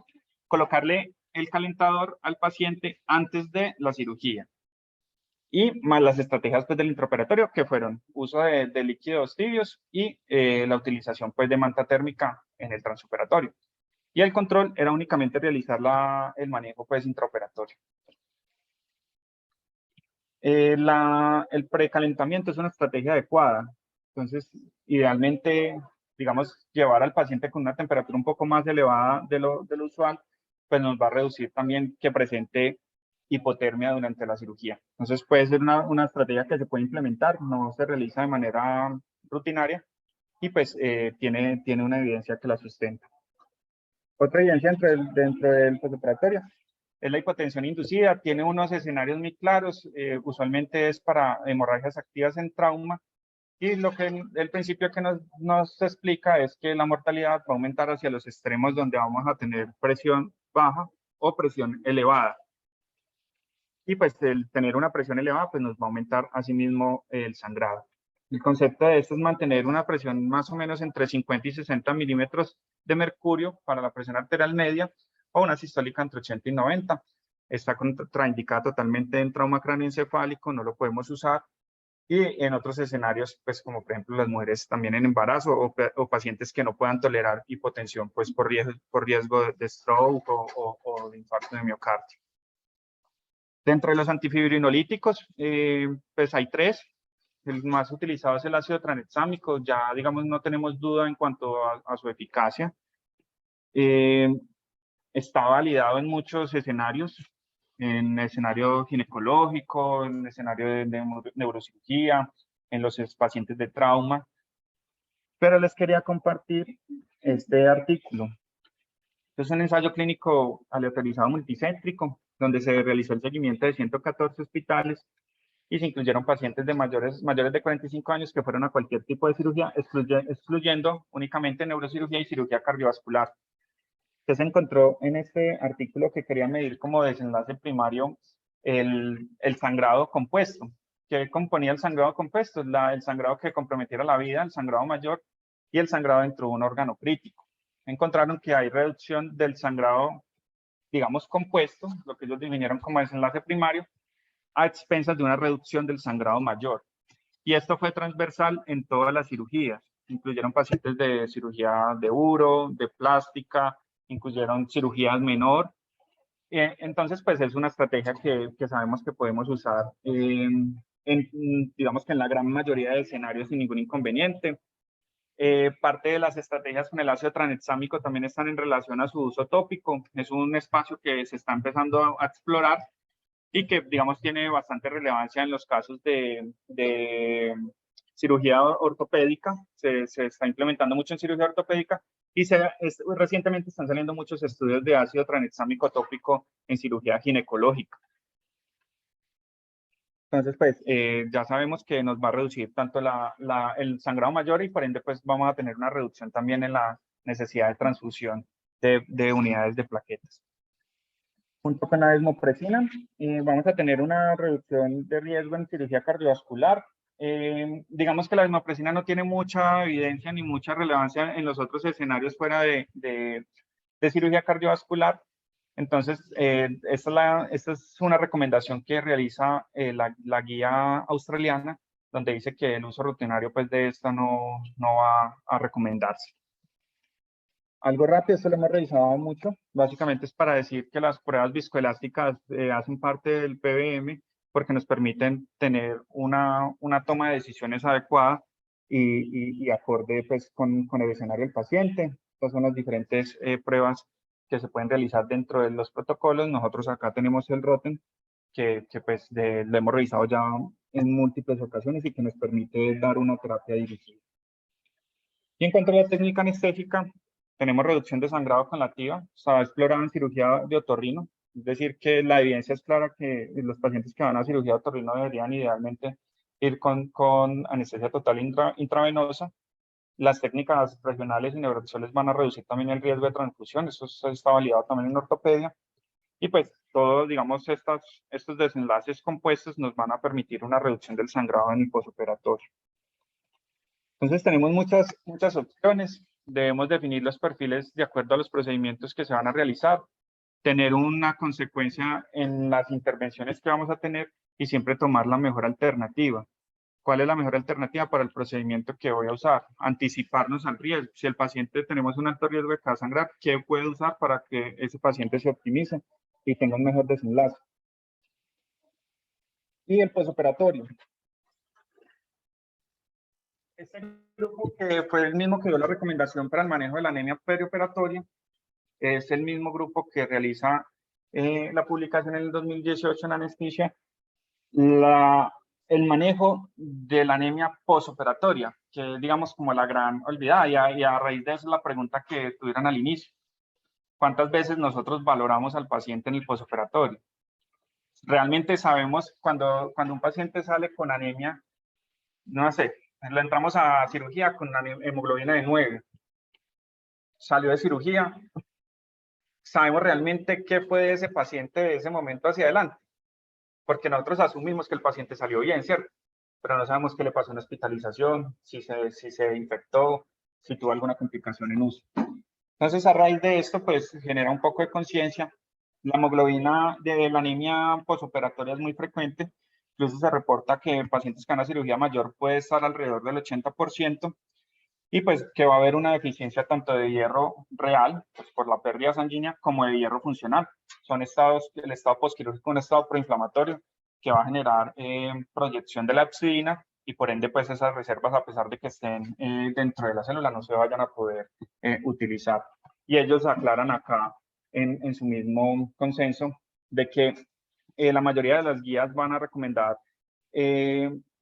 técnicas de transfusión restrictivas para tratar la anemia posoperatoria aguda, pero las recomendaciones farmacológicas que van encaminadas básicamente a dos intervenciones, hierro posoperatorio y eritropoyetina posoperatoria, pues casi que son ausentes, nadie las recomienda. Esto pues a raíz de que la evidencia en este sentido es un poco variable. Hay personas que están a favor o artículos que dan buena evidencia para su uso, otros que van en contra. Pero ellos se atreven y dicen, lo dan como una recomendación, también sustentado bajo la evidencia. ¿Cómo hacerlo? Básicamente, paciente que haya ido a una cirugía mayor, que haya tenido sangrado más de 500 o que la cirugía haya durado durante más de 2 horas, debo valorar 2 cosas, tanto la hemoglobina como su perfil ferroquinético. Y de acuerdo a eso, al grado de hemoglobina, voy a clasificar el paciente en una anemia leve, moderada o severa. Los pacientes que tengan anemia leve van a tener una digamos, deficiencia de hierro posoperatoria, en estos casos lo que debo realizar es una suplementación, que acá lo recomiendan como hierro intravenoso por la cuestión de la absorción, ¿sí? Pero que sería también interesante explorar en qué momento al tener una anemia leve se podría iniciar una suplementación con hierro oral, no está descrito todavía. Y los pacientes pues que vayan a tener un perfil ferroquinético normal, pues se debe buscar otras causas. Pacientes con anemia moderada, vamos a tener lo mismo. Si tiene una deficiencia de hierro posoperatoria, pues vamos a iniciar los suplementos intravenosos de hierro. Y en los pacientes que tengan anemia severa, que está definida dentro de este consenso como menor de 8 y que estén sintomáticos, es un paciente que está indicada la transfusión en el escenario posoperatorio. Entonces la pregunta, después de hablar de esta gran parte de estrategias, es cómo lograr esto.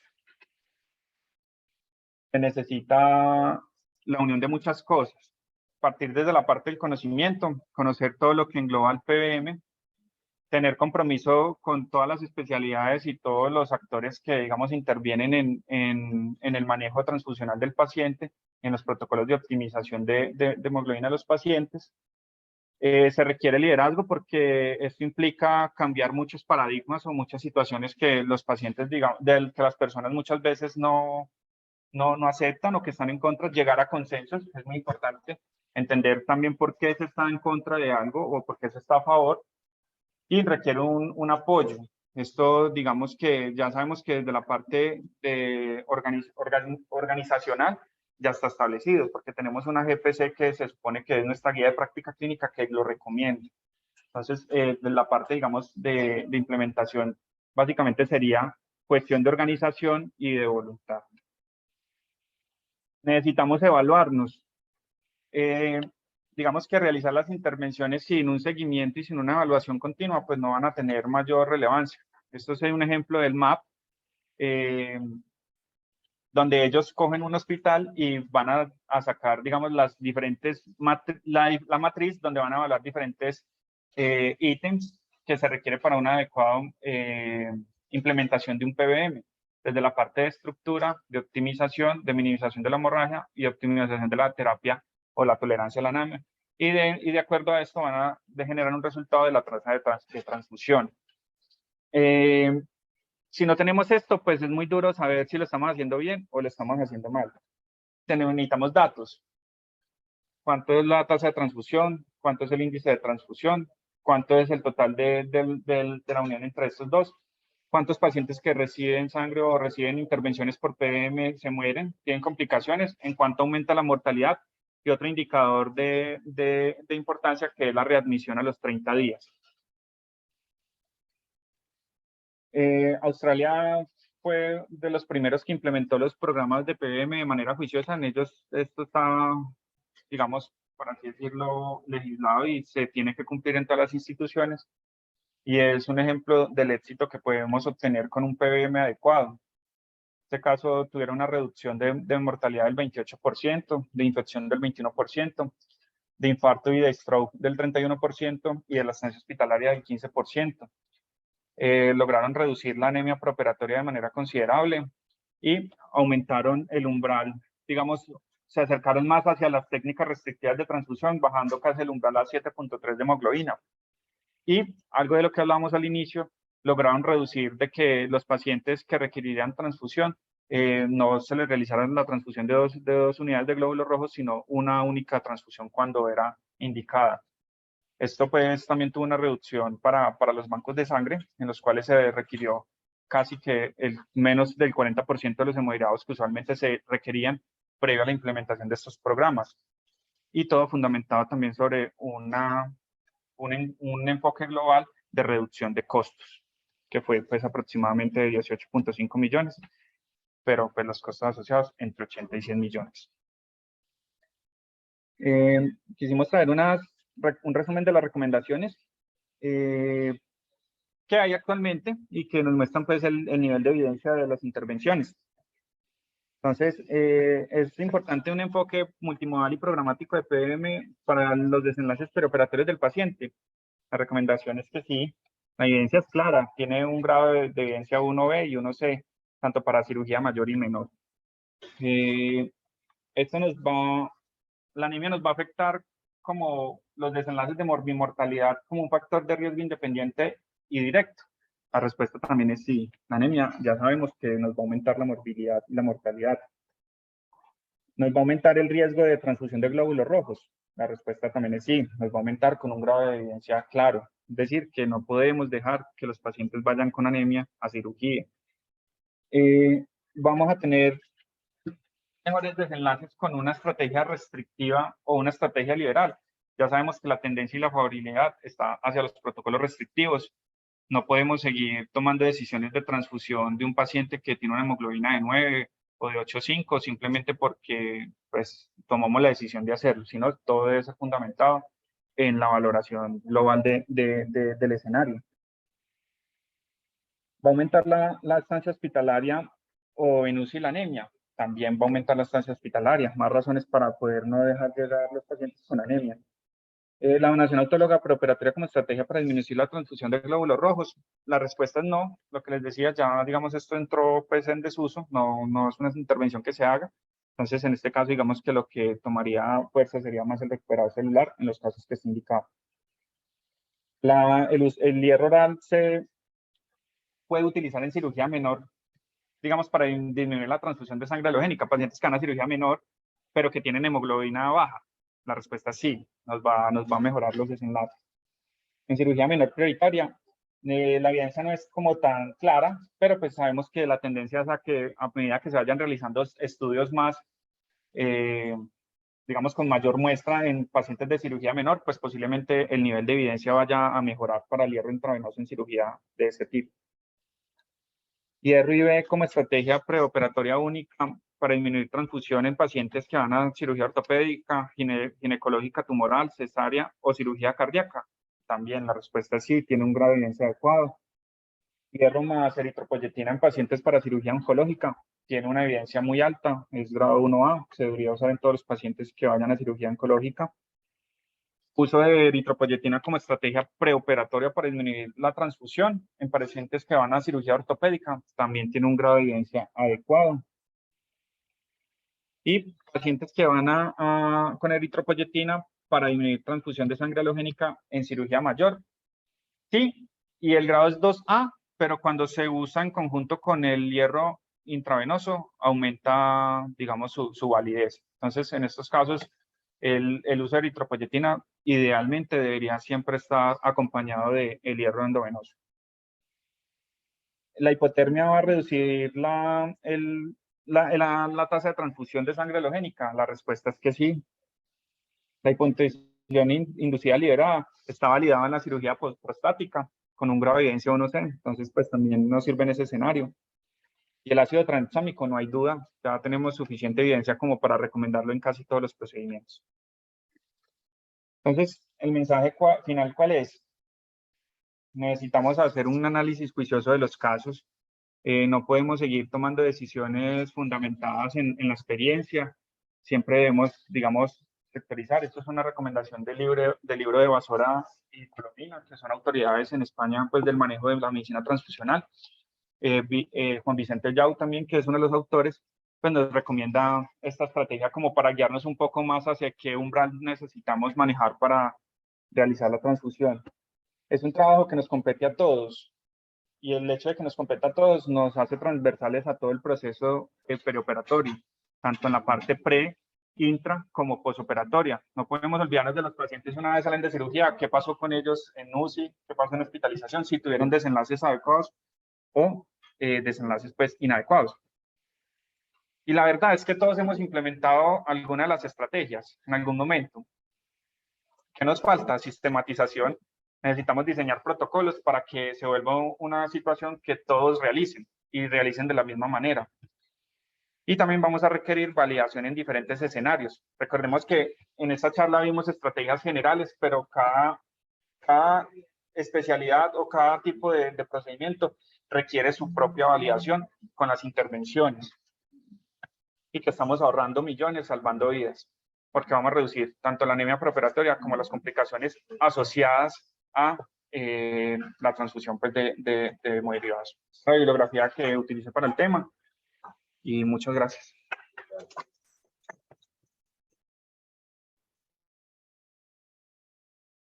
Bueno, Juan Guillermo, excelente revisión. Eh, Definitivamente tenemos que implementarlo en el hospital. Esto ya contigo, que nos está acompañando la coordinadora del Banco de Sangre, tenemos que retomar ese liderazgo. Nos va a impactar en todo. Lo que van a ver en gerencia son la economía, costo efectividad. Yo creo que al finalizar él con las preguntas pico que dio y su recomendación respectiva, es claro que esto hay que implementarlo en el hospital.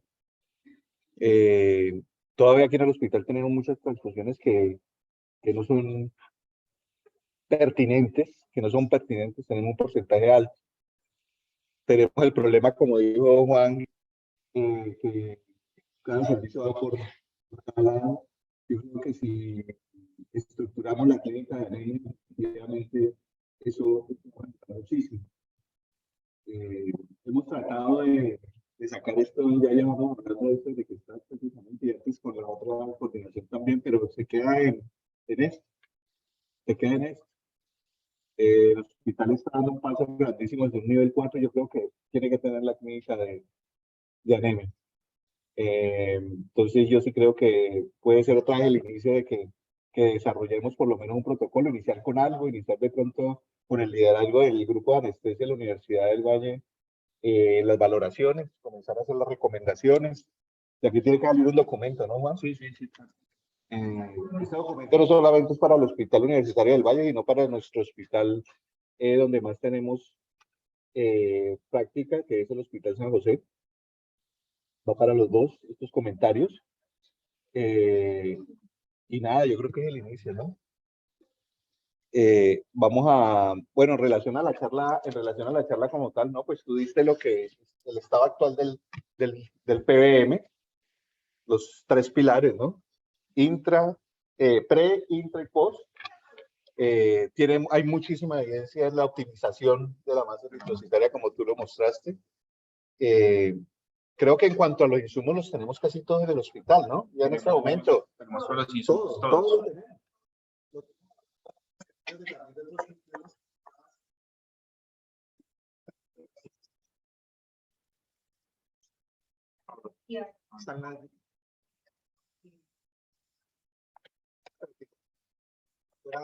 Coordinadora, pues Sangre va a hacernos unos comentarios. Como dice el doctor Caballero, en el hospital tenemos todo, equipos, bueno, le están las guías y sobre todo nos falta de pronto es un poco más de voluntad. Actualmente nosotros estamos en la actualización de la guía de práctica de medicina transfusional, en la cual estamos incluyendo las buenas prácticas de medicina transfusional y muchas de estas recomendaciones que están aquí, mucho de este análisis está incluido. No significa que nosotros no lo estuviéramos haciendo, simple y llanamente estaba disperso y lo que estamos haciendo es condensarlo en un documento que sirva como guía para que todos los que estamos aquí en el hospital la podamos utilizar. Estandarizar es yo creo que es sería ya el punto máximo y que todos nos adheramos a ella, porque hay mucha documento para estandarizar, pero lo que nos falta es la adherencia a esas estandarizaciones. ¿Por qué? Porque cada uno lo usa como quiere. Entonces eso no es estandarizar. Y estandarizar no es escribir un protocolo. Estandarizar es que nos concienticemos de que si un grupo académico tan importante como el de ustedes, que los felicito de verdad por esta revisión, se tomaron el trabajo de analizar, de revisar toda esta bibliografía y toda esta evidencia y nos la traen aquí, nos la presentan y de esto sea un himno a la bandera, pues lamentable, pero si lo implementamos y lo estandarizamos, pues vamos a dar el paso al otro lado.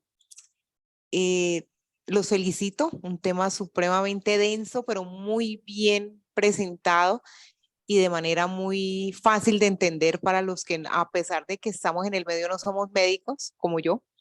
Creo que la única que no soy médica aquí soy yo, pero igual muy fácil de digerir. Y desde el banco de sangre nosotros tenemos absolutamente toda la voluntad, porque lo que ustedes dijeron al inicio es muy válido. Colombia no tiene los suficientes donantes para suplir todos los requerimientos. Sin embargo, nuestro hospital en el último año ha dado un gran paso, y es que a pesar de que no cumplimos con la meta de donantes, hemos tratado de sí suplir todas las necesidades. ¿Y por qué? Porque en conjunto con todos ustedes hemos hecho mejor uso de esos componentes.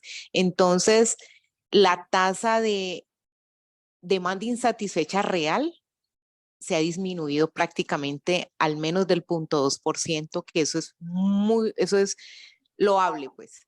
Pero eso es gracias a que hemos logrado que ustedes entiendan de que hay que hacer un uso racional de los hemocomponentes. Eso es otra cosa que les quería aclarar. Hay una diferencia entre hemoderivados y hemocomponentes. Hemoderivados es lo que produce la industria farmacéutica a partir de componentes como el plasma. Y hemocomponente es lo que producimos nosotros en los bancos de sangre. Entonces, el uso racional de los hemocomponentes ha hecho que el hospital tenga una mejor respuesta ante las necesidades reales de sus pacientes. Cuando yo llegué aquí, la tasa de utilización de los paquetes de emergencia, que los utilizaban como si fuera cualquier cosa. Yo llegué, hubo meses en que utilizaron más de 100 paquetes en un mes. En ese momentico lo he logrado, que tanto del grupo de profesionales médicos como del banco de sangre los dirijan mejor, y vamos ya casi en 10 al mes, que ya es algo más manejable, porque es el paquete que se tiene que utilizar en el paciente que realmente no conocemos quién es, pero no se justifica que utilicen un paquete de emergencia porque se olvidó hacer una reserva. Entonces, esto es un trabajo en común, y realmente, viendo la voluntad de ustedes, sabemos que lo vamos a lograr. Muchas gracias. Para que esto no se diluya, no sé si esto lo llevamos al próximo comité de banco de sangre que tiene. El próximo viernes. Sí, próximo viernes. No. Es que sí, porque eso no se puede diluir, y tenemos que, y ojalá que esté alguien de la alta gerencia, para que nos oiga. Perfecto. Porque esto, como usted vio en el organigrama, la alta gerencia está de primero. Necesitamos alta gerencia. Necesitamos alta gerencia para que a partir de ahí nos dé el aval para este protocolo, que ya lo tienen bastante, le incluamos el PDM ahí, y de ahí para allá toda la transversalidad que tiene que tener a todos los grupos, y que todos se ajusten a esto, y que o sea, para que no se quede que hay que hacerlo, comenzar a implementar acciones, por ejemplo, los que hacen valoraciones, nosotros que hacemos valoraciones, poder en cierta forma optimizar a esos pacientes, pedirles el hierro, que no nos vayan a glosar la ferritina, los hierros que pidamos, como los paraclínicos asociados, que ya Juan Guillermo demostró, me parece. Entonces, tenemos ese espacio, ¿no? Te dejo encargada para la parte de la alta gerencia. Profesor Velázquez, y luego... Muchas felicitaciones. Hay varias cosas. Es importante contextualizar, globalizar y hacer algunas precisiones. La restricción la manejo transfusional restrictivo, que es uno de los problemas, va de la mano de un tratamiento activo de la anemia. Y es importante, porque de lo contrario podemos caer en la simplicidad y llevar al riesgo del paciente. Lo coloco en un contexto clínico real. Nuestros pacientes llevan a múltiples cirugías. Cada uno tiene una fleboextracción. Vuelve a otra cirugía, vuelve a otra cirugía, vuelve a otra cirugía. En el momento nunca nadie hace un tratamiento activo de la anemia, ¿sí? Y en ese contexto es que el paciente termina. Acá hay varios análisis que hacer. Uno primero es un análisis farmacoeconómico, ¿sí? Las reservas son costosas, todos lo sabemos. La relación reserva-transfusión es muy baja. El objetivo es redirigir esas estrategias y ese dinero que se está invirtiendo en la reserva hacia un tratamiento activo de la anemia para en últimas buscar impactar sobre los enlaces duros, mortalidad, infecciones, y mejorar nuestro perfil de banco de sangre nuevamente para lograr que la sangre se coloque al paciente que realmente es necesario. Hay que subcategorizar. Una cosa es el paciente electivo. El modelo más sencillo de entender es el paciente, que es el que más utilizo usualmente, es el paciente que va para histerectomía. Todas las veces van anémicos. Entonces, como van anémicos, todos van reservados. Es un procedimiento de bajo riesgo transfusional. Si tú lo ves, no hay nada más ineficiente que la relación reserva-transfusión en ese subtipo de pacientes. Pero entonces está anémico y no lo reservamos, ¿cierto? Y llega el paciente que se hay que transfundirlo. Todo este dilema ético nos lo quitamos y simplemente hay un tratamiento activo de la anemia donde el paciente me llegue, tiene anemia. Se acabó el problema. En oncología, por ejemplo, yo hago mucho Sugar Baker, el corte es 12.5. ¿Sí? Uno sabe que por debajo de 12.5 el paciente tiene un mayor riesgo porque es de alto riesgo, pero por encima de 12.5, pero es una cirugía sensible a contexto. ¿Sí? Eso no significa que no haya que hacerlo. Y acá yo discrepo un poco de lo de los protocolos, porque es que me gusta mucho lo administrativo. Y una cosa es el protocolo, pero la ruta de atención es más importante aún en conjunto con el protocolo. Por eso nos quedamos en los protocolos. Pero la ruta de atención, ¿eso qué implica? Es un proceso de facturación de tiempos, de cómo vamos a lograr cada cosa. Porque la consulta de anemia es facturable y es costo efectiva. Y nadie te va a decir que no a una consulta de anemia. O qué entidad pagadora te lo va a decir. Pero nuevamente, así como se maneja el DINTEL puerta tratamiento en cuanto a protocolos como ACV, por ejemplo, protocolos como infarto, el manejo de la anemia también tiene que tener momento, por eso hay tiempo, ¿sí? Y eso es tan sencillo como que el paciente está en anemia, hay que simplificar los procesos y trabajar con las entidades para que me permita hacer el tratamiento. Es decir, ya hay un protocolo de anemia, sale con su examen. De ahí, idealmente, debería salir a tomarse los exámenes. De ahí a la clínica de anemia, a tratamiento, a clínica de infusiones, y de ahí a manejarlo y llegar a cirugía.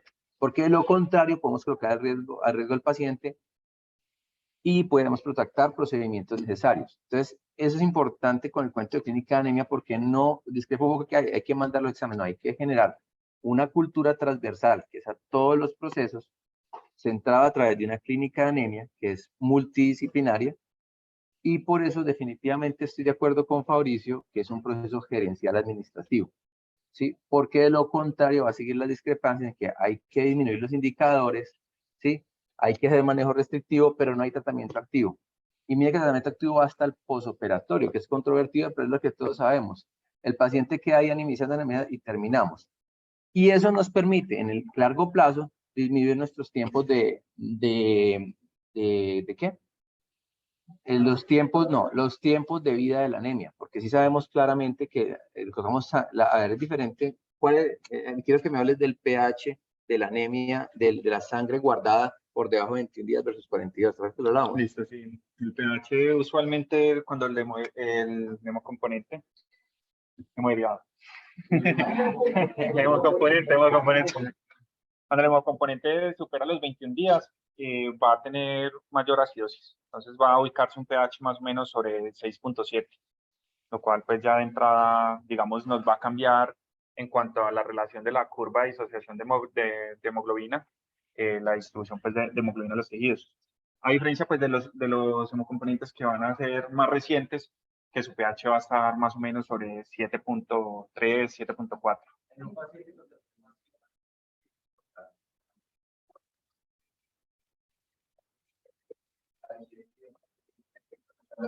Sangre nueva.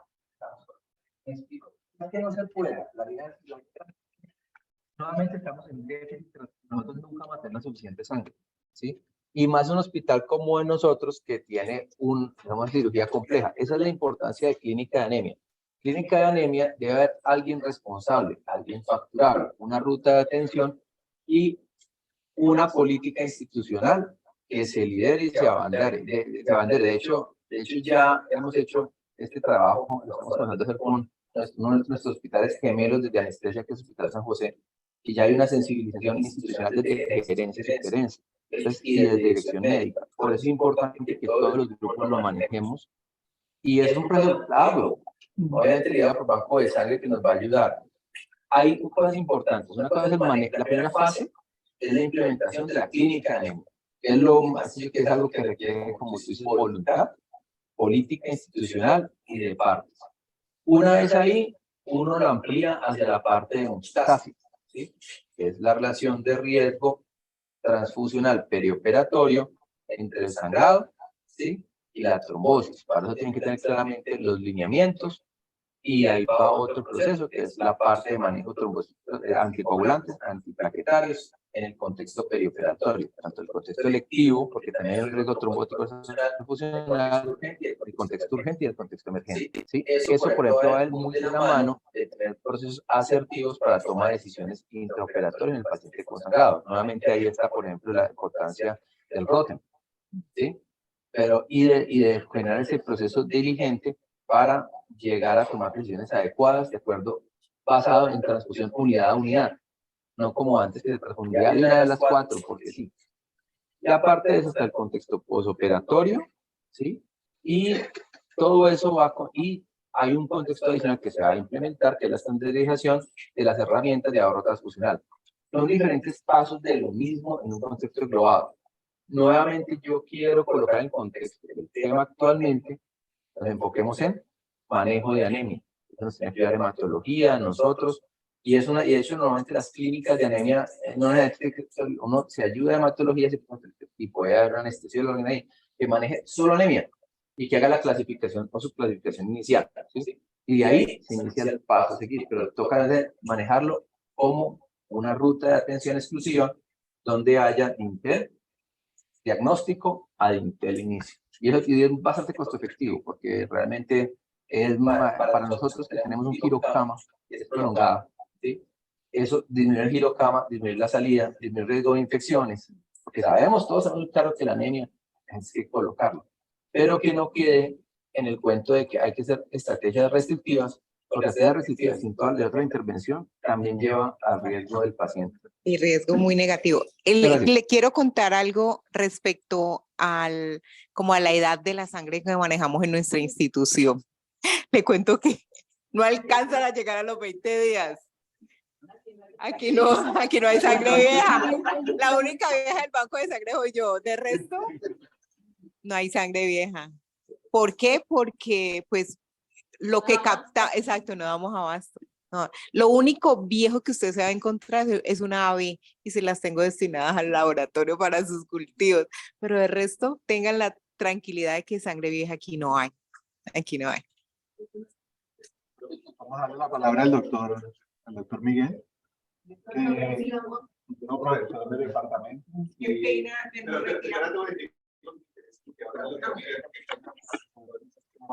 Sí, ante todo muchas gracias al doctor Londoño, una excelente presentación. Un detalle pequeño que quiero como corregir de pronto, y es, hiciste énfasis en que el manejo posoperatorio de la anemia no se hace tanto boom, tanto poder, que ya de pronto que revisaras un poco el Liberal Trial, que es un estudio que está actualmente con 670 clínicas del mundo, al que podríamos hacer parte si quisiéramos, donde se hace énfasis en eso, en el manejo del paciente con anemia, el manejo posoperatorio, y ahorita tenemos 48,000 pacientes en un estudio que se ha hecho aproximadamente hace 4 meses que se ha iniciado. Entonces podríamos hacer un poco de énfasis en eso. Número 2, como le dije a Fabricio, a este proyecto hay que darle cabeza. Mientras estaba hablando el doctor Londoño, estábamos encontrando un sponsor para que nos certificaran a 6 personas de acá de la clínica.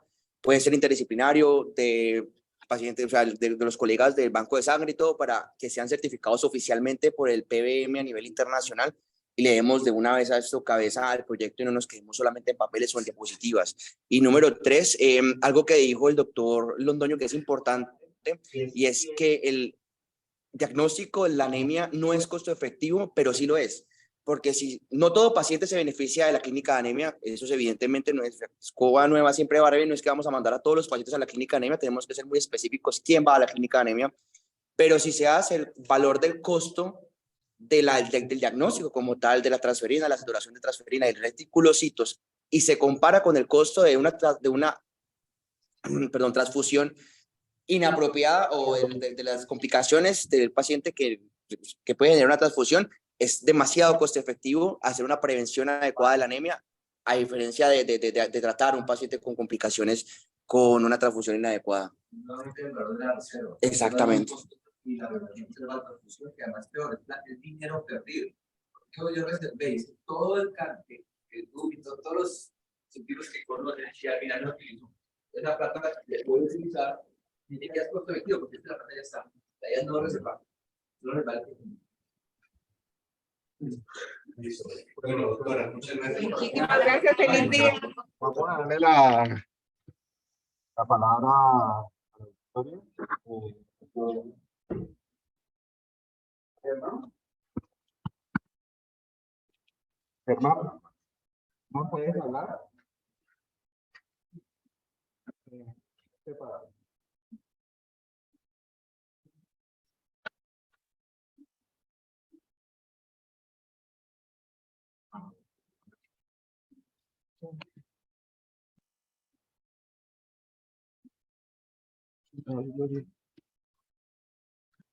Ah, pero no toca después de la presentación.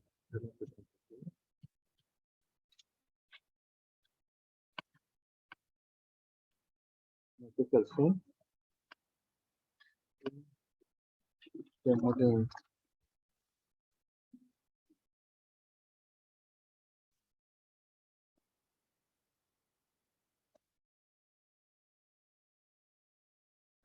Listo, Germán, puedes hablar. Listo. Buenos días para todos. Gracias, Fabricio.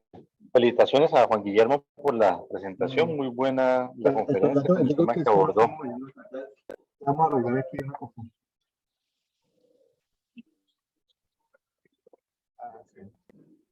Pero es algo compartido, ¿no? Dame un segundito. Vale. ¿No?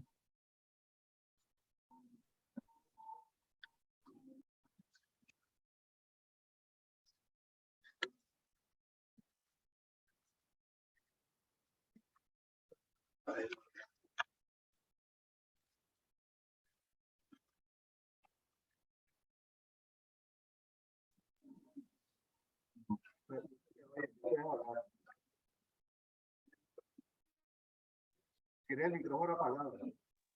Listo, Fabricio. ¿Ahí me escuchan bien? No, no, no.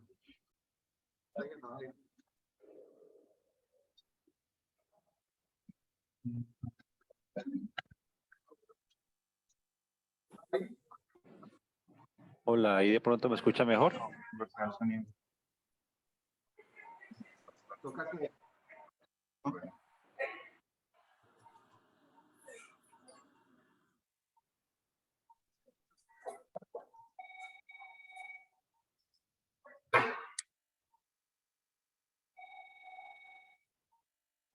Listo. ¿No hay altavoz para que me escuchen? ahí lo escuchamos, profe. Ah, bueno, perfecto. Muchas felicitaciones, Juan Guillermo. Pues muy buena la conferencia con todo el tema que se abordó, especialmente pues todo el desarrollo perioperatorio de la anemia. Yo sí quería solamente era adicionar y mencionar pues que la parte operativa en el hospital sería muy adecuado lo que están mencionando en la clínica de anemia y es mirar, es en el contexto ambulatorio, estos pacientes que se vayan a manejar con clínica de anemia, especialmente con la suplementación de hierro endovenoso. El hierro endovenoso, si bien está dentro del plan de beneficios, tiene unas condiciones para la administración y para la dispensación del mismo. Entonces sería como mirar el paciente ambulatorio que hemos manejado que tiene deficiencia de hierro y que hemos indicado pues, manejarlo con hierro endovenoso, cómo optimizar la parte en el paciente ambulatorio. Dos, lo que mencionó Andrés sobre las transfusiones en las pacientes de cirugía oncológica, pues cada vez ve uno que es menos adecuado transfundir este grupo de pacientes. Entonces es importante como concientizar a los grupos de oncología, especialmente gastro-onco, en el hospital para que se eviten estas transfusiones en este grupo de pacientes. Y sí me gustaría es mirar, no sé, Fabricio, en el hospital, cómo vaya, porque pues, se mencionó que hay muchos elementos, pero un elemento para poder intervenir la anemia y para diagnosticarla, un elemento que en ocasiones es un poco difícil de obtener un resultado en tiempo real o rápido, es el de los gases arteriales con un valor de hemoglobina hematocrito. Entonces, sí, reforzar en la parte administrativa disponer para la mayoría de quirófanos, no solamente porque actualmente el único quirófano que tiene gases arteriales es el quirófano de cardio, que tiene la ISTAT.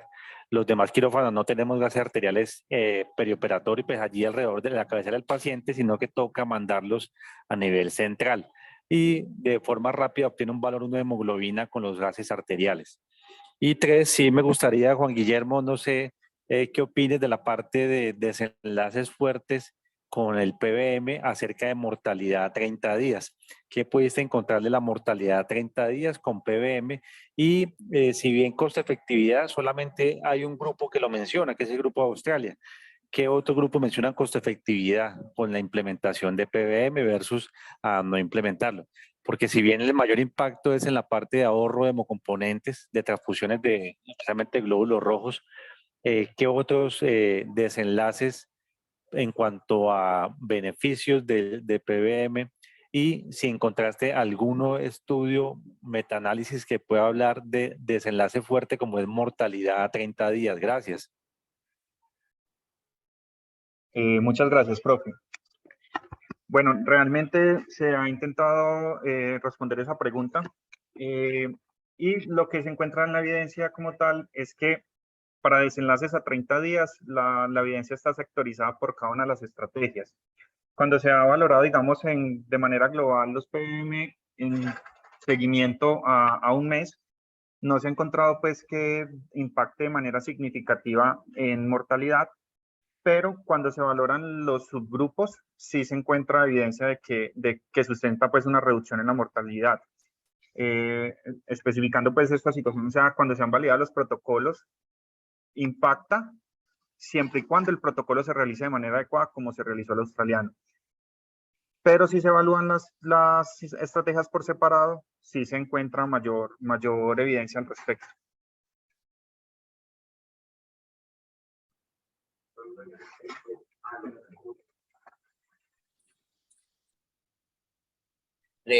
Respecto a los costos, la pregunta que hace el doctor Castillo, sí hay dos grupos en estos momentos donde se está evidenciando un alto beneficio en los costos. Uno es el grupo alemán, del que conozco yo personalmente, que es el grupo de Frankfurt y el grupo de Würzburg, donde el año pasado solamente con el manejo del PBM y la disminución de la toma de la muestra en los exámenes de rutina, se ahorraron 14 millones de euros en un solo año. Y en el grupo es el otro grupo, Nebraska, en donde se ahorraron 2 millones de dólares. Yo le puedo enviar los documentos para que haya evidencia, y le puedo enviar el documento al grupo entero.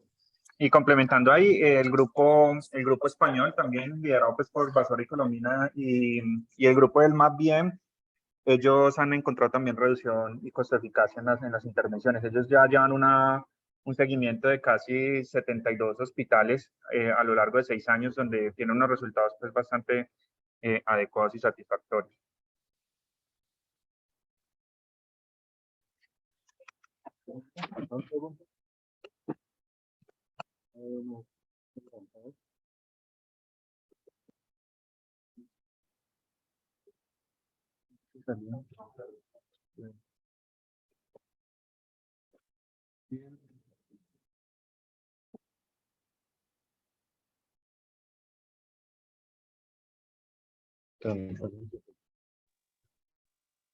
Muchas gracias, Juan Guillermo.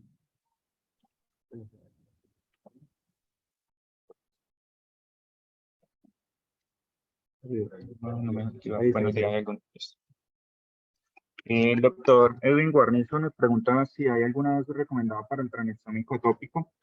Sí, hay, digamos, protocolos que se han implementado, sobre todo en los protocolos interesantes en cirugía de columna. Ellos recomiendan dosis entre 2 a 3 gramos de tranexámico tópico.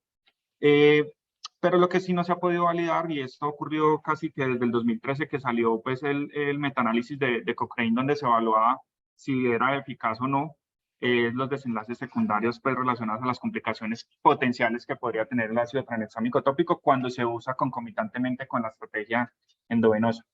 Entonces, digamos que para redondear la pregunta, con la evidencia actual se podría usar una dosis tópica entre 1 y 3 gramos. Sería la indicación.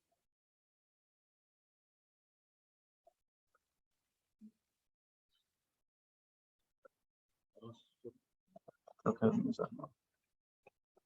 la actividad del día de hoy. Gracias.